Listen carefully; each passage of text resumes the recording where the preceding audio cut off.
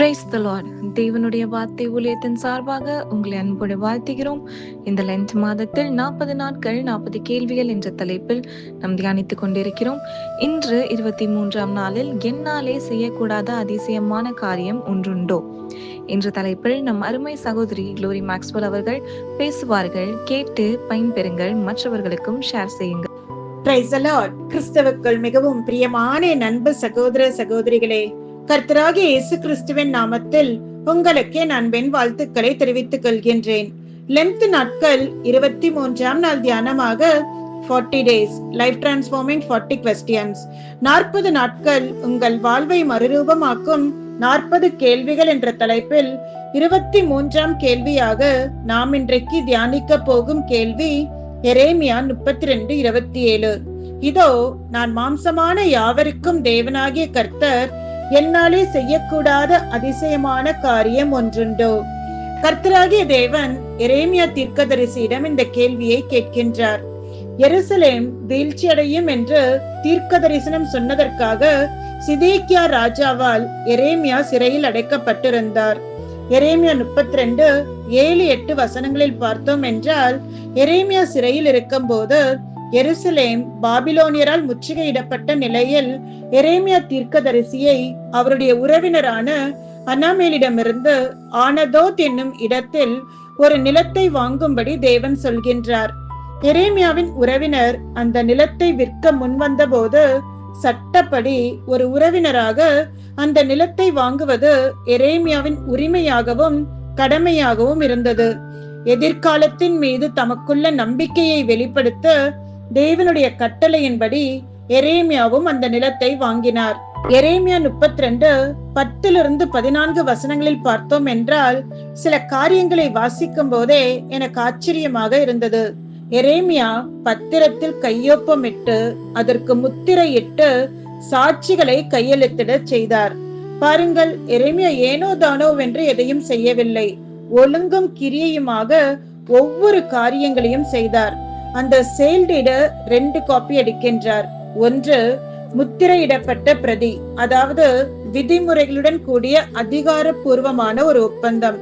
இன்னொன்று திறந்த பிரதி, அதாவது வழக்கமான பார்வைக்காக 2ஐயும் எடுத்துக்கொள்கின்றார்.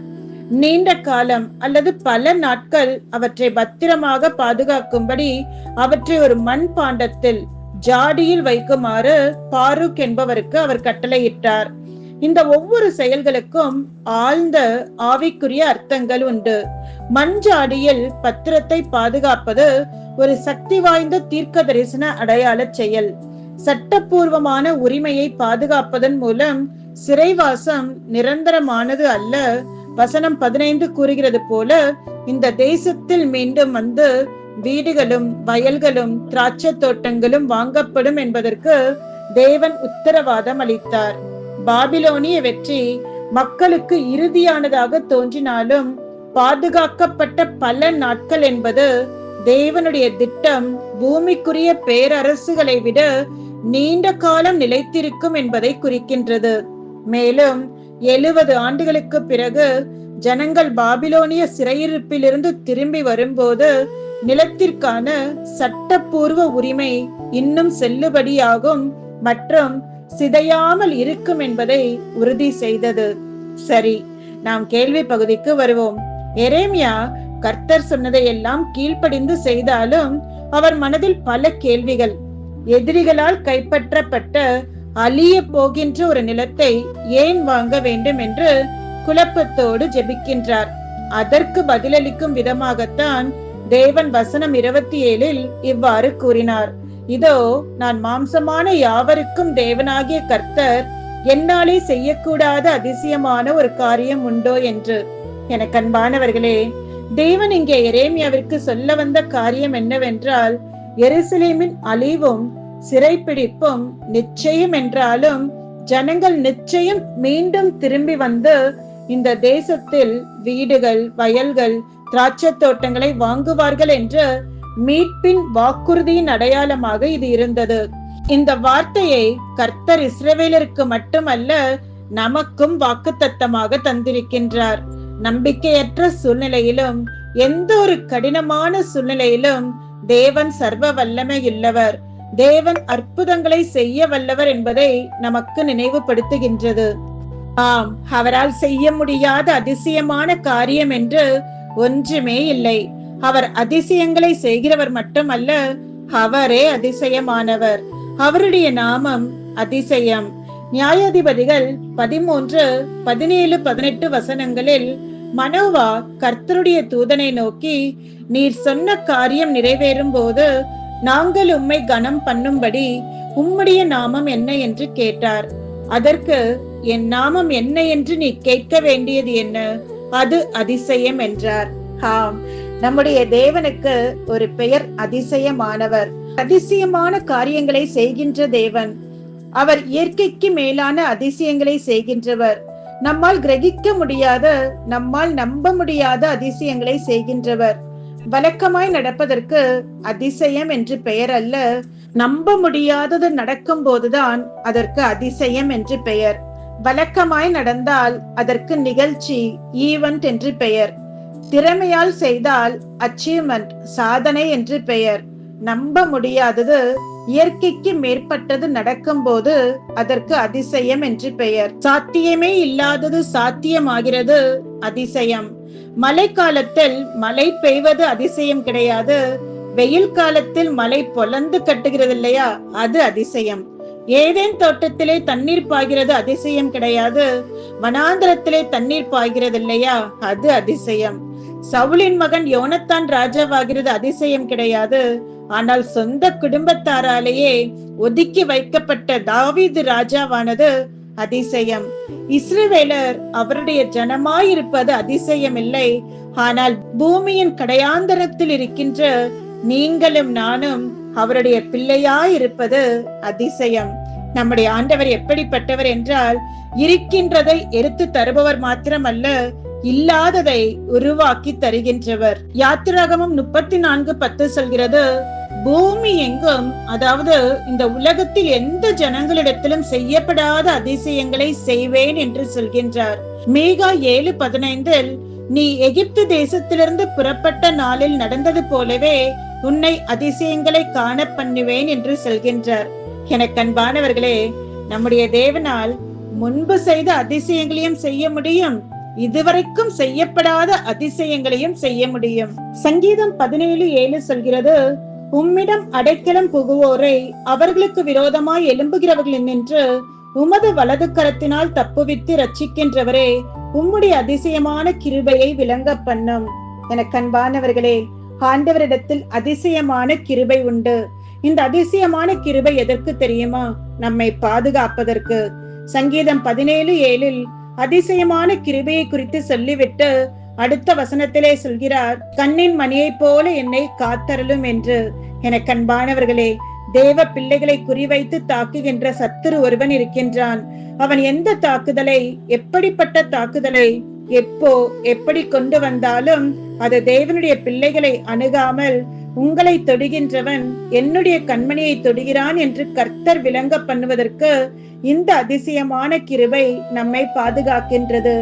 இந்த அதிசயமான கிருபைதான் நம்மை நெருக்குகின்ற பிரச்சனைகளிலிருந்து, நம்மை அழிக்க நினைக்கின்ற எதிரிகளிடமிருந்து, கொள்ளை நோய்களிடமிருந்து, இயற்கை பேரழிவுகளிலிருந்து, யுத்தங்களிலிருந்து, விபத்துகளிலிருந்து, சத்ருவாகிய பிசாசின் சூழ்ச்சிகளிலிருந்து நம்மை பாதுகாக்கின்றது. வேதத்தில் நாம் பார்த்தோம் என்றால், பழைய ஏற்பாடு துவங்கி புதிய ஏற்பாடு வரை தேவன் எத்தனையோ அதிசயமான காரியங்களை செய்திருக்கின்றார். அவருடைய ஒரு வார்த்தையினால் தான் இந்த உலகம் உண்டானது.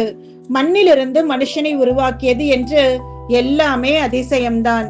ஆபிரகாம், ஆதியாகமம் 15 21 அதிகாரம் வரை நாம் பார்த்தோம் என்றால், ஆபிரகாமிற்கு அவருடைய 75வது வயதில் நான் உன் சந்ததி ஆசீர்வதிப்பேன் என்று தேவன் வாக்கு பண்ணினார். வாக்கு தத்தம் பெற்ற ஆபிரகாம் வாழ்க்கையில் அவர் காத்திருந்து அவருடைய சரீரம் செத்து போனது. பிள்ளையை பெற வேண்டிய சாராளின் கர்ப்பமும் செத்து போனது. உலக பிரகாரமாக இனி அவர்களுக்கு பிள்ளை பிறக்க வாய்ப்பே இல்லை. இனி பிள்ளை என்பது சாராளுடைய கர்ப்பத்தில் உருவாவதற்கு வழியே இல்லை. காரணம், சாராளுடைய கர்ப்பம் செத்து போய்விட்டது. செத்த கர்ப்பத்தில் பிள்ளை பிறக்குமோ? அவ்வளவுதான் என்று நினைக்கப்பட்ட இடத்தில், சாத்தியமே இல்லை என்று சொல்லப்பட்ட இடத்தில், உலகத்தால் முடியாதது, இயற்கையாக நடக்காது, மனுஷர்களாலும் முடியாது என்று முடிவு கட்டப்பட்ட சூழ்நிலையில்தான் என்னாலே செய்யக்கூடாத அதிசயமான காரியம் ஒன்று உண்டோ என்று கேட்ட ஆண்டவரின் வல்லமை சாராளுடைய செத்துப்போன கர்ப்பத்தில் ஒரு பிள்ளையை உருவாக்கியது. தேவன் அவர்களுக்கு வாக்கு பண்ணினபடியே ஈசாக்கை ஆபிரகாமுக்கு சாராள் பெற்றெடுத்தாள். நடக்கவே நடக்காது, முடியவே முடியாது, சாத்தியமே இல்லாதது என்று சொல்லப்பட்ட காரியம் கர்த்தரால் சாத்தியமானது. இஸ்ரவேலர்கள் 430 வருடங்கள் எகிப்தில் அடிமைகளாக இருந்தனர். கர்த்தர் மோசேயை தெரிந்து கொண்டு அவர்களை எகிப்தில் அடிமைத்தனத்திலிருந்து விடுவித்து வாக்கு பண்ணப்பட்ட கானான் தேசத்திற்கு நடத்தி வரும்போது அவர்கள் முன்னோக்கி செல்ல முடியாதபடி அவர்கள் வழியை தடை செய்த மகா பெரிய செங்கடல் முன்பாக இருந்தது. பின்பாக பார்வோனின் பெரிய இராணுவம் அவர்களை பின்தொடர்ந்து வந்தது. இஸ்ரவேல் ஜனங்கள் பயந்தார்கள், கலங்கினார்கள். அவ்வளவுதான், எல்லோரும் மடிந்து போய்விடுவோம் என்று நினைத்தார்கள். ஆனால் யாவரும் ஆச்சரியப்படும்படி ஒரு காரியம் நடந்தது. கர்த்தர் சொன்ன வார்த்தையின்படி மோசே கோலை நீட்டிய போது செங்கடல் 2ஆக பிளந்து அவர்களுக்கு வழிவிட்டது. அவர்கள் செங்கடல் நடுவாக ஒரு வெட்டாந்தரையிலே நடந்து போவதை போல நடந்து போனார்கள் என்று வேதம் சொல்கின்றது. கடலை பிளக்க யாராலும் முடியுமா? இன்று டெக்னாலஜி எவ்வளவோ அட்வான்ஸாக வளர்ச்சி அடைந்திருந்தாலும் இயற்கை சார்ந்த விஷயத்தில் யாராலும் ஒன்றும் செய்ய முடியாது. ஆனால் தேவன் அப்படிப்பட்ட இயற்கையின் காரியத்திலும் பிரிக்கவே முடியாத கடலையும் இயற்கைக்கு அப்பாற்பட்ட விதத்தில் அதிசயமாக அந்த செங்கடலை 2ஆக பிளந்து இஸ்ரவேல் ஜனங்களுக்கு பாதையை உண்டாக்கினார். சிவந்த சமுத்திரத்திலே இஸ்ரவேல் ஜனங்களை அழிக்க வந்த பார்வோனும் அவன் பெரிய சேனையும் அமிழ்ந்து போனார்கள். ஆனால் அதே சிவந்த சமுத்திரத்திலே மோசேயும் இஸ்ரவேல் ஜனங்களும் கால்நடையாய் நடந்து போனார்கள். இது அதிசயம்தானே. லாசரு, இயேசு கிறிஸ்து பெத்தானியா என்னும் கிராமத்திற்கு வந்தாலே மார்த்தாள், மரியாள், லாசரு என்பவர்களின் வீட்டில் தான் எப்போதும் தங்குவார். அவர் அவர்களை மிகவும் நேசித்தார். அப்படி அவர் நேசித்த குடும்பத்தில் தான் லாசரு வியாதிப்பட்டு மரித்து போனார். லாசரு வியாதியாய் இருக்கிறான் என்று இயேசுவிற்கு அறிவிக்கப்பட்ட போதே இயேசு வந்து சுகம் கொடுப்பார் என்று நம்பினார்கள். ஆனால் இயேசு வரவில்லை. லாசருவும் மரித்து விட்டார். அவ்வளவுதான், லாசரு என்ற மனிதனின் சகாப்தம் முடிந்து விட்டது என்று நினைத்தார்கள். மனிதர்களின் பார்வையில் இனி ஒன்றும் செய்ய முடியாது. ஆனால் தேவனுடைய பார்வையில் லாசருவை குறித்த தேவ திட்டம் இன்னும் முடியவில்லை. எல்லாருடைய மனதிலும் லாசரு உயிரோடு இருக்கும் போது இயேசு வந்திருந்தால் ஒருவேளை லாசருவை சுகப்படுத்தி இருக்கலாம். ஆனால் லாசரு மரித்து விட்டான். இனி இயேசுவாலும் எதுவும் செய்ய முடியாது என்று நினைத்தனர். என்னால் செய்ய முடியாத அதிசயமான காரியம் ஒன்றுமில்லை என்று சொன்ன தேவன் மரித்த லாசருவை உயிரோடு எழுப்பினார். மரித்தவர் உயிரோடு எழும்புவது என்பது கூடாத காரியம். ஆனால் அதிசயங்கள் செய்கின்ற ஆண்டவர் அதிசயமாய் லாசருவை உயிரோடு எழுப்பினார். அவருடைய வல்லமைக்கு முன்பாக சாத்தியமில்லாத காரியம் என்று ஒன்றுமே இல்லை. அவரால் எல்லாம் செய்ய முடியும். அவர் சர்வ வல்லவர். நடக்காத, முடியாத, சாத்தியமில்லாத எந்த காரியமானாலும் கூட அவரால் சாத்தியமாகும். ஹல்லேலூயா. இயேசு ஒரு முறை சீமோன் பேதுருவின் படகை கேட்டு அந்த படகில் ஏறி உட்கார்ந்து ஜனங்களுக்கு பிரசங்கம் பண்ணினார். லூக்கா 5 வசனத்தில் கூறியுள்ளபடி அவர் போதகம் பண்ணி முடித்த பின்பு சீமோனை நோக்கி, ஆழத்திலே தள்ளி கொண்டு போய் மீன் பிடிக்கும்படி உங்கள் வலைகளை போடுங்கள் என்றார். சீமோன் தலைமுறையாகவே மீன்பிடி தொழிலை செய்பவர். இதனால் நல்ல அனுபவம் அவருக்கு இருந்தது. எங்கு, எப்போது, எந்த இடத்தில் மீன்கள் இருக்கும் என்று அவருக்கு நன்றாகவே தெரியும். முந்தின இரவு முழுவதும் பிரயாசப்பட்டும் ஒரு சின்ன மீனை கூட அவரால் பிடிக்க முடியவில்லை. தோல்வியிலும் படுதோல்வி. இதை அறிந்துதான் தேவன் சொல்கின்றார், ஆழத்திலே தள்ளி கொண்டு போய் வலையை போடுங்கள் என்று. அதற்கு சீமோன், ஐயரே, முழுவதும் நாங்கள் பிரயாசப்பட்டும் ஒன்றும் அகப்படவில்லை. ஆனாலும் உம்முடைய வார்த்தையின்படியே வலையை போடுகிறேன் என்றார். நடந்தது என்ன? வேதம் சொல்கின்றது, வலை கிழிந்து போகத்தக்கதாக மிகுதியான மீன்களை பிடித்தார்கள் என்று. இயேசுவின் அற்புதத்தை கண் எதிரே பேதுரு கண்டார். இரவு முழுவதும் பிரயாசப்படும் போது அந்த மீன்கள் எங்கே போயிற்று? ஆம், இல்லாத இடத்திலும் உருவாக்கி தர ஆண்டவர் வல்லமையுள்ளவர். அவரால் முடியும், எல்லாம் முடியும். மனித பிரயாசத்தாலும் அனுபவத்தாலும் முடியாதது தேவனாலே முடிந்தது. இவைகளுக்கும் மேலாக இயேசு பிறந்ததே ஒரு அதிசயம்தான். யோசிப்புக்கு நியமிக்கப்பட்டிருந்த கன்னியாகிய மரியாள் இருந்த வீட்டில் தேவதூதன் பிரவேசித்து, நீ தேவனிடத்தில் கிருபை பெற்றாய், இதோ நீ கர்ப்பவதியாகி ஒரு குமாரனை பெறுவாய், அவருக்கு இயேசு என்று பெயரிடுவாயாக என்றார். அதற்கு மரியாள் தூதனை நோக்கி, இது எப்படியாகும்? நானோ புருஷனை அறியேனே என்றாள். தேவனாலே கூடாத காரியம் ஒன்றுமில்லை என்றார். இப்படி புருஷனை அறியாத ஒரு கன்னியின் வயிற்றில் இயேசு பிறந்ததும் அதிசயம்தான். தாயின் வயிற்றிலேயே சப்பானியாய் பிறந்த ஒரு மனுஷன் பேதுருவையும் யோவானையும் பார்த்து பிச்சை கேட்கிறார்.